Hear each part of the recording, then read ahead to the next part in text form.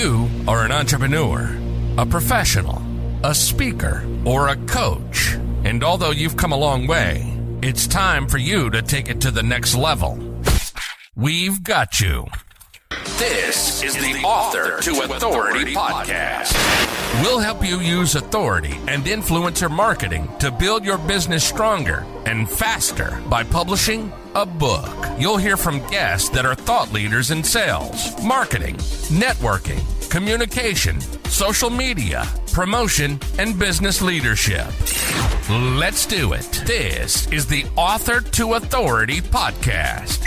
And now your host, the extraordinary word ninja, Kim Thompson-Pinder. Welcome to the Author to Authority podcast. And today we're going to talk about some new ways to do content marketing, and especially one that has been proven to be incredibly effective, because not only does your content get in front of your target market, but it's the content that they want to see, which makes it more effective still. So I am excited for today's episode of the Author to Authority podcast. I would like to welcome Mark Herschberg to the show today. He's the author of the Career Toolkit, Essential Skills for Success That No One Taught You, and creator of the Brain Bump app. He has a very interesting past here that we're going to talk a little bit about today, from tracking criminals and terrorists on the dark web to creating marketplaces and new authentication systems. Mark has spent his career launching and developing new ventures at startups and Fortune 500 companies and in academia, with over a dozen patents to his name. That's pretty impressive. He helped start the Undergraduate Practice Opportunities Program, dubbed MIT's Career Success Accelerator, where he teaches annually. He is also one of the top-ranked ballroom dancers in the country. But the one that I think is going to be most beneficial for today is that he is a high-level B2B and B2C lead generation expert. Welcome to the show, Mark. Thank you so much for having me. It is my pleasure to be here with you today. So, Mark, let's start off with just something that's kind of obvious, because I think people have gotten stuck in a rut when it has come to content marketing. Are there new ways to content market in 2024? There are indeed. And it's shocking that it's taken us this long to do it. Now, as you note in my bio, I have been doing lead generation for many years, created literally billions of dollars in leads through the companies I've been at. We would do hundreds of millions of dollars in revenue. And it was a lot of content-based marketing. It was, we're going to offer you something, but of course, we need to get your information. We need to get something because people want to sell you something. And so it was a fair trade. And one of the patents you mentioned, I have over a dozen. One of those patents was actually about 10 years ago, a new way to do that and to model people's behavior to determine intent. Now, fast forward a couple years, when I was doing my book, I recognized there's a problem with most books. Where you read information isn't where you need information. Yes. Right. And it's just, we never even think about it because it's just inherent in a book. A book, which is technology that goes back 2,000 some years, physical book, and you just have to have it with you. And so whenever you read a self-help book, a business book, maybe even like an exercise book, you're reading it in one time or place, but you're using the information elsewhere. And that's a disconnect. And we just accept that. Now, I know from years of teaching, you mentioned I've been teaching at MIT for over 20 years. My students were in the class, we're teaching them skills, and we teach professional development, leadership, networking, negotiating. Now at MIT, we also teach how to solve equations, and in class they'll solve the equation, but you're not leading or networking very often in class, even though these are interactive classes. So there's a disconnect from where they're learning it to where they're applying it. And here again, I know my students, I swear, as soon as they walk out of class, you could see the information just like spill out of their ears and disappear. Until exam time, right? Right. Well, after that last exam, that's where just like they walk out of the last class, the last final, it's gone. It's gone off into the ether.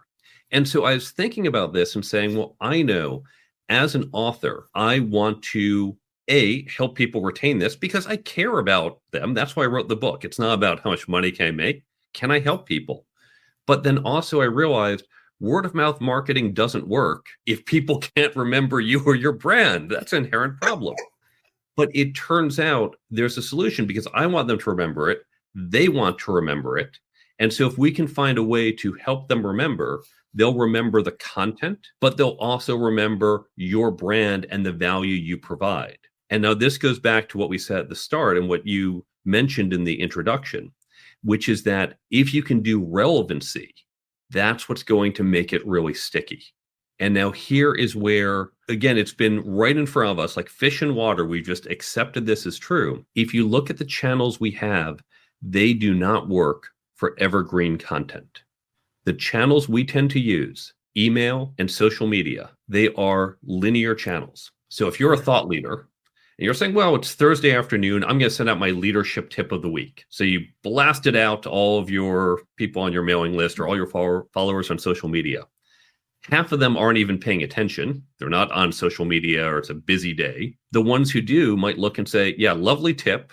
It's not wrong, but that's not helpful. So I'm not going to waste any of my mental capacity and limited time focusing on that, focusing on your tip, focusing on your brand. You didn't give me anything. You just had to delete your email. You wasted some of my time today. That's not what we want. And it's not the fault of the content creators. That's how we do it. Same thing, by the way, with blogs and podcasts. This podcast, it's coming out, and people are probably, your listeners who know there's great value in your shows, they get this show probably when it comes out because it's next on their list, and it may or may not be their need today. The problem is in 6 months from now. So you ignore the leadership tip today because you're fundraising, you're selling, you're hiring.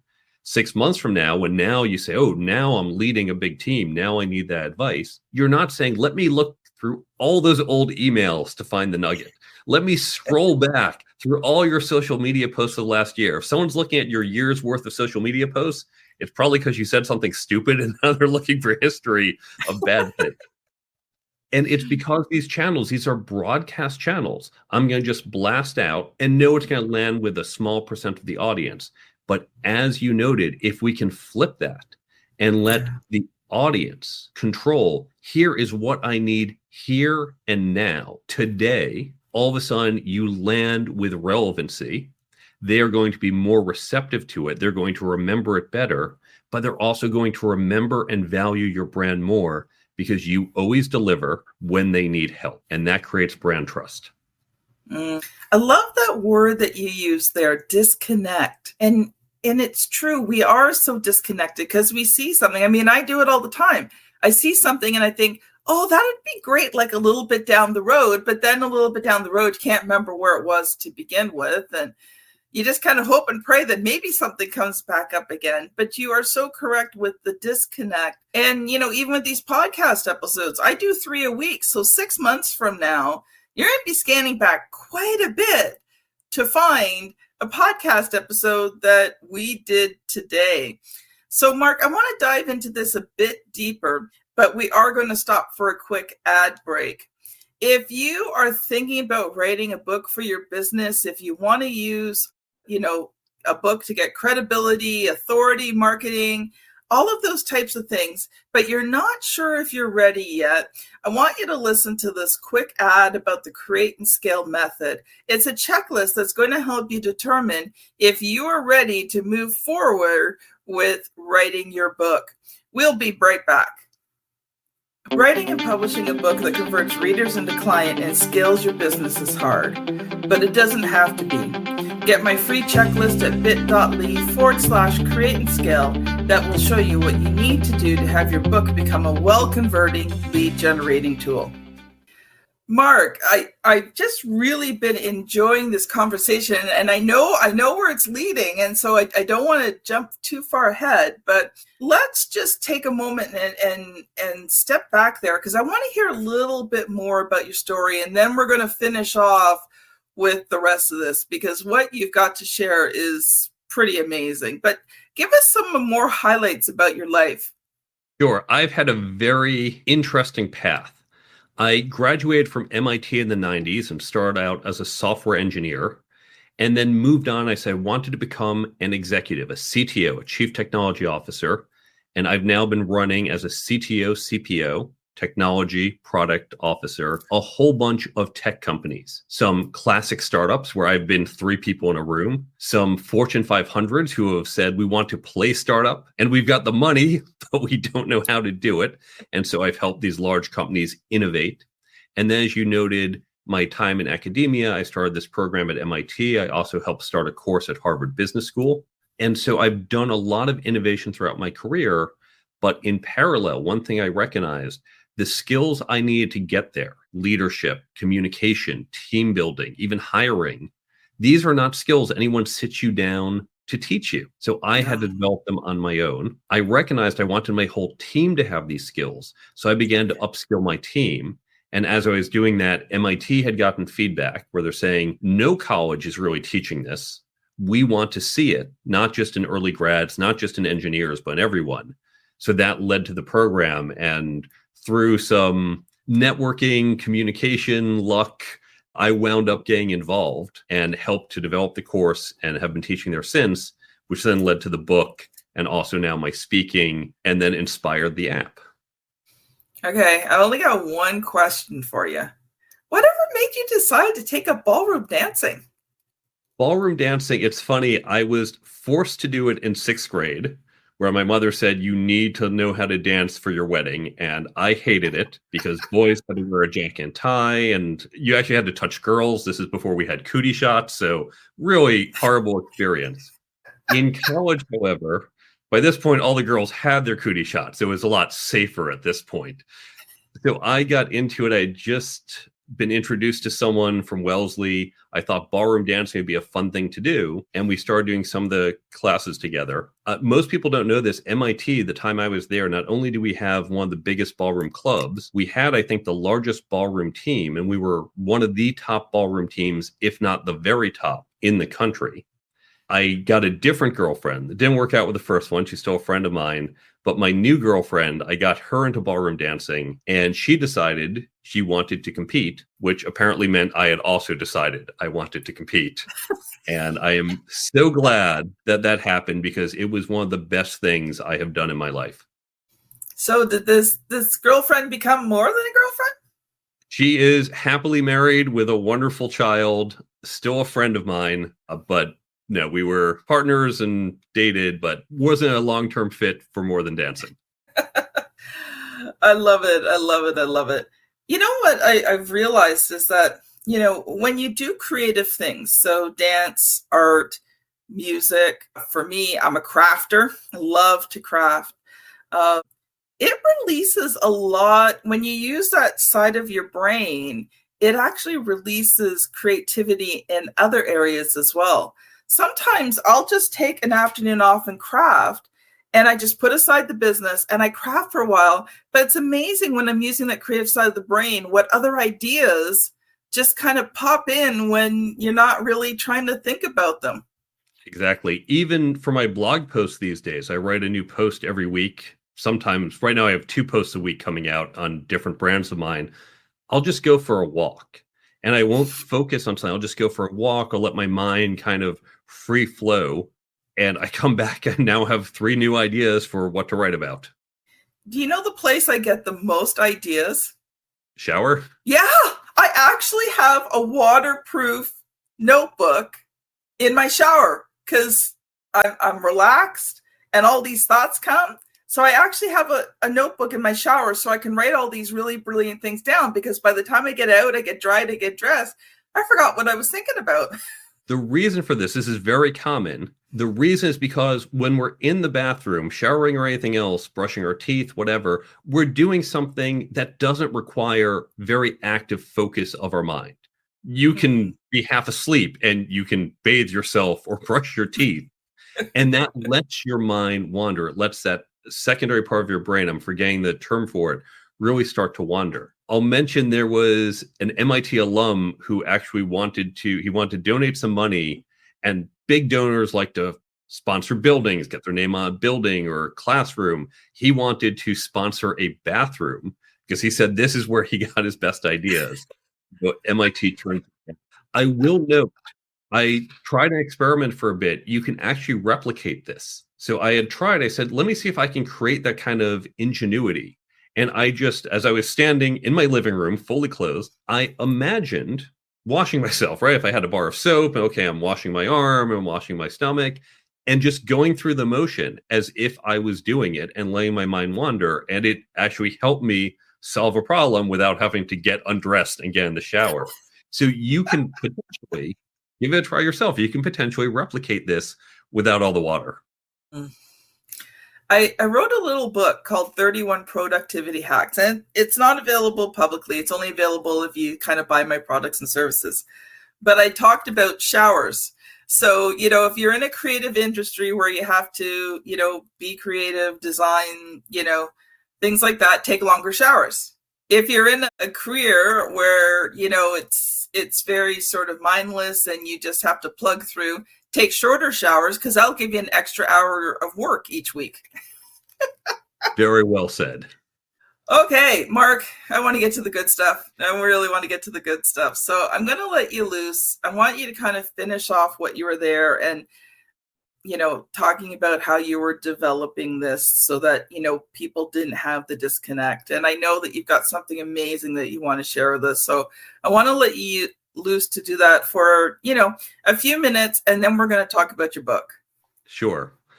We talked about the challenge. Where you read something is different from where you need something. And we're saying reading, but it applies to books, blogs, podcasts, classes, talks. There's a disconnect in information. And we've had this amazing technological revolution in the last couple years, 15 years in human history, where we can now connect information to a time and place, thanks to the cell phone.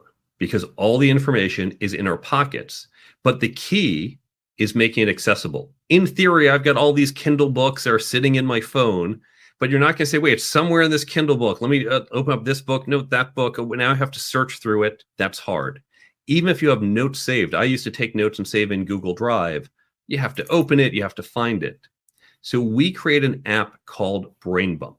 And here's how it works. Brain Bump takes the key ideas from books, blogs, podcasts, classes, and talks. We are content creator friendly. So we work with the author or speaker or podcaster. You control what goes in. I heard from lots of people, they'll say, when I go to these book summary apps, they summarize my book wrong. It's not my message. And they're really trying to tell people, use us instead of buying the book. We are friendly to authors and others. So you control what goes in there. The app users, and by the way, this is all free. The app is free. It's free for content creators, free for app users.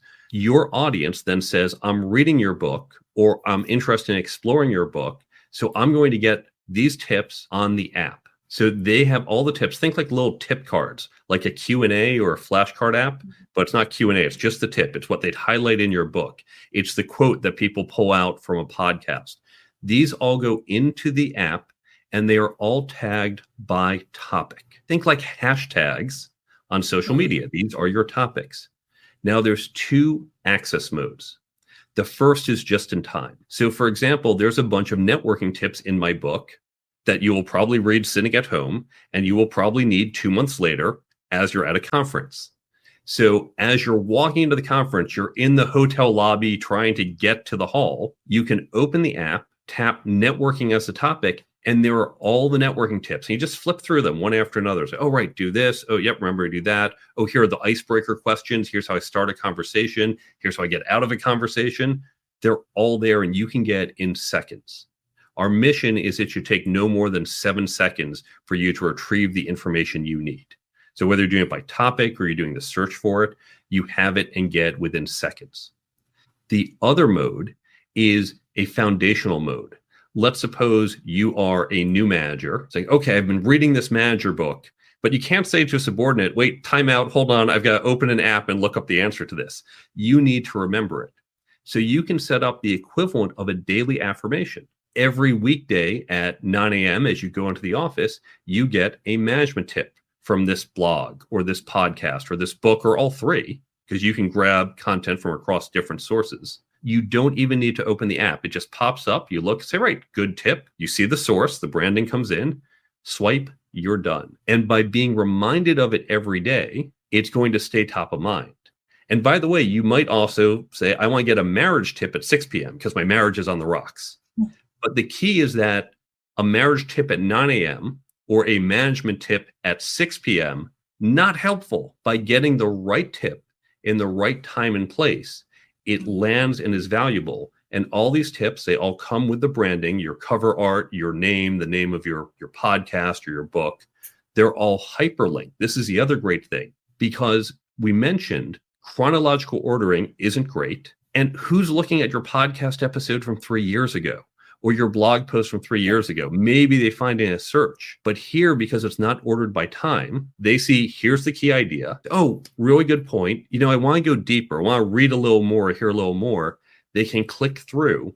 And so it's driving traffic back to your evergreen content. And unlike social media, you're not saying, oh, I have to post. Oh, I have to post again. Once it's in the app continually recycles the information to the people who are saying, this is what I need at this time and location. And so it's a much better ROI for the content creators. You put it in once and forevermore, it appears to your audience. And it's better for them because they always get what they need when they need it. Everybody wins. It is 100% free. And the app, Brain Bump, it's available on Android and iPhone stores, 100% free. So content creators can put their stuff there and connect to their audiences to build their brands. That's good stuff there, Mark. Thank you. One thing I was thinking about is, so you talked about podcasts. So how would that work in terms of a podcast? Would it be something where I have to manually upload like notes for each episode, or would it be like you have an RSS feed that just pulls it in? Everyone's asking, well, can't you just have AI pull out these highlights? The answer is maybe. Now, we're recording this in early 2024. And if you ask AI, can you summarize this transcript for me or this blog post or pull out the key quotes? It kind of does it and gets it right, maybe. Sometimes it gets this one sentence and you really wanted 2 sentences, or maybe the opposite. It's not yet ready for prime time. We don't yet know who the AI winner is, and we don't yet want to build all the interface. So what we tell people, you, the author or the podcast or the content creator, you control it. How you generate these is up to you. Lots of podcasters, for example, they will pull out the quotes because you have the quote clips, the audio clips. You might even put the quotes in the show note. Say, however you're doing that, you just keep doing it. To put those quotes into the system, you can you click a button, it takes 20 seconds, you copy paste. Here's the title of the episode, here's a link to the episode, and here's the quote, and here's the topics. Or you put into the spreadsheet template, and then you just upload the spreadsheet. And that, for example, for people who have existing back catalog, you have hundreds of episodes, you don't want to click add new quote, add new quote. We say, look, just get your VA, get someone to just fill out the spreadsheet. Each row, here's the quote, here's the topic, here's the link, here's the title, and you just upload the spreadsheet and you're done. One and done. Okay, my brain is spinning with ideas, but we do only have a few minutes left, so we won't go down that road today. But Mark, I think we will be having you back on the show. But what I would love to do right now is just shift, because we always do a short interview with every author that comes on the show. And there is a question that every author gets asked. So Mark, are you ready for the question? Sock it to me. Okay. Oh, wait, I forgot to do one thing first. Okay, we'll do one thing first, then I'll ask you the question. So first of all, let's introduce your book, because nobody knows who it is, what it is. I mean, I do, but nobody else really does. So, introduce your book, and then I'll ask you the question. My book, which was inspired by the class at MIT, although written for a general audience, not students or engineers, the book is called The Career Toolkit, Essential Skills for Success That No One Taught You. 10 chapters on 10 different topics, 10 different skills that we have seen time and again. People are telling us you need to be effective. They're never taught to us. Love it. Okay, now I'm going to ask you the question. So Mark, what was the good, the bad, the ugly about writing, editing, and publishing that book? Great question. And I have a whole long talk on this, but here's the short version. The writing was the easiest part. Now, I wrote it in about 4.5 months, but the asterisk that goes with it is I've been teaching this for 20 years. It was just a matter of how I pulled it out of my head and put it on paper. And we've had 20 years to see what works, what doesn't, how to explain it well. That's what made the writing easy. Something that did go very well was the cover design. And if you look at the cover of the book, we have this iconography. Each chapter, like leadership or networking, has this little icon. It looks a little like clip art. And each one has their own little image. We use that iconography not only on the cover, but also on the website. In a prior version of the app, we had the Career Toolkit app that was dedicated just for that. And it used the same iconography. I used it in my talks. I used it in my social media. So I was able to create a brand that's not just my cover, but goes further. The company who I used to do some of the mechanics, really, really bad. For example, the layout, every time they'd fix one thing, they'd cause new problems. And it took us 3 months to get the layout right. This is not a super complicated book, but it's just one mistake after another. The proofreading, my father and I really appreciate my parents, caught another 20 errors after the proofreading. I caught errors in the indexing. So unfortunately, that service, it was just one problem after another. Great job with the cover design, but the rest was really problematic. Yeah. So I will give you a hint and tip, Mark. Even after proofreaders, there's still times that you'll probably find 1 or 2 mistakes. No book is ever perfect. Actually, the one book back there, Selling from the Heart, when I did that with Larry Levine, I mean, I had read it, I don't know how many times. Larry had read it. His teammate, Daryl, had read it. We had it proofread. He had at least 10 people read it before it went to publication. It sold thousands of copies in the 18 months, and 18 months in, somebody found a typo. We found after our first print run, I think it was a little into the first print run, I did catch one thing that had gone to print, some verb, and we had an ed ending that changed to ing, but it ended with eding. You could, as a reader, in fact, the reader will just skip over. They know exactly what you're saying, and they just ignore whichever part was the typo. But we did correct it for the second print. So now there are the rare first edition, the first print run. You can find these rare copies. Let's pretend they're going to be collector's items one day. You know what some people have done is they've intentionally left errors in the book. And then anybody who contacts them telling them about the error, they win some sort of free content. And of course, they have to give their email address to get the free content. So it actually becomes a lead generation thing. That is a really clever idea. I've definitely seen in contracts, in the EULAs, the end user license agreement, people bury things in there to prove no one's actually reading it. I'm one of the few people who will try to read these when I can. But yeah, most people. I try, but it doesn't. I only get a few paragraphs in and I'm like, I am so done with this. Mark, we've only got a couple of minutes left. I have so enjoyed having you on today. So 2 things. I would love for you to share a final thought. And for those who have really enjoyed today's episode and want to connect with you and find out more about Brain Bump, how can they do that? For Brain Bump, you can go to the website brainbumpapp.com. So at brainbumpapp.com, it's a 1-page website. You can follow links to the store to download the app to try it out.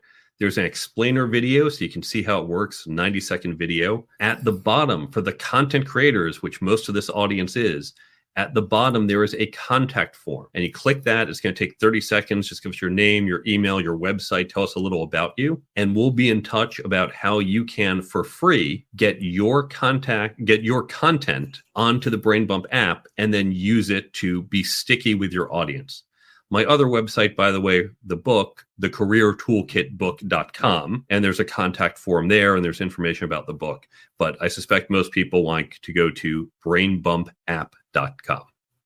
Thank you so much, Mark. It has been a joy and a pleasure having you on the show today. Well, thank you again for having me. I have really enjoyed being here and hope to do it again. Did you share a final thought? My final thought, we've talked about switching from this linear content model to non-linear, where your content arrives when and where it's needed. Now, Brain Bump is one way to do that, but it's not the only way. So you can, for example, with the content on your website, if you have a CMS, you can do tagging there as well to let people not just see it in order, but to go to the topics they need. If you look at my book website, the careertoolkitbook.com, and you look at the blog, you can see you can look by topic to drill in not to the most recent, but to the most relevant to you. You can build email drip lists where it is organized by topic. And someone can say, I need this advice from you right now. And they sign up and they maybe get a 10 cycle email blast for 10 weeks with relevant content. So there's more than one way to do it. But with Brain Bump, we certainly try to make it very easy and turnkey for you and completely free. But be creative. Find other ways where your content gets delivered to your audience when and where they need it. Good stuff there, Mark. Audience, where to go to next? If you are watching on YouTube, I would love for you to click the thumbnails somewhere here on the screen. We're going to be sending you to episode 472, 3 simple ways to make your content stand out. If you're on your favorite podcast app, you're not going to have to scan back too far this time because this is episode 489. You're only scanning back to episode 472. Thanks so much for listening, and we will see you on the very next episode. Bye now. You've been listening to the Author to Authority podcast. The extraordinary word ninja, Kim Thompson Pinder, has helped over 200 entrepreneurs, professionals, speakers, and coaches write and publish their books that have become incredible marketing tools for their business. And many of those have gone on to become Amazon best-selling authors and have used their books to land high-level clients and get on big stages. We hope you've enjoyed the show. Make sure to like, rate, and review. And we'll be back soon. But in the meantime, hit the website at www.authortoauthoritypodcast.com. See you next time.